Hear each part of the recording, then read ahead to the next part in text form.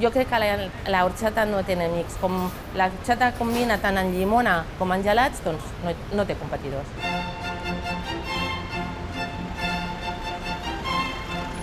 El Tio Che es va obrir en 1912. El producte més sol·licitat, evidentment, és la horchata. És la reina de la casa ara i jo crec que sempre ho serà. La horchata és un remei contra la ressaca? Podria ser, i d'una de les tantes coses bones que la horchata té. Acceptem el repte de Moris Set, fem l'últim granissat de Malta a la ciutat de Barcelona.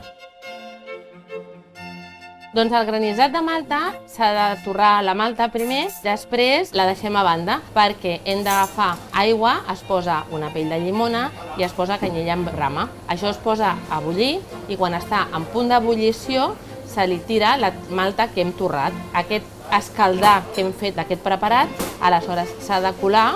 Després se li afegeix més aigua perquè el concentrat és molt elevat, és molt fort. Un cop ja té la quantitat d'aigua adequada, se li posa el sucre, se torna a colar i es posa a la màquina per granissar-lo.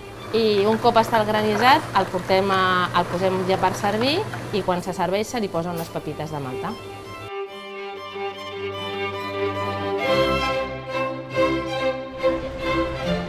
De fet, no ens agrada molt sortir dels sabors tradicionals perquè ens hem donat compte que la gent el que vol és sempre el clàssic. Venen aquí la gent a buscar un moment de plaer, de dulçura, no venen en una recepta mitja, venen a buscar un moment seu i aleshores que aquell moment sigui especial, sigui el primer o sigui l'últim client de la nit.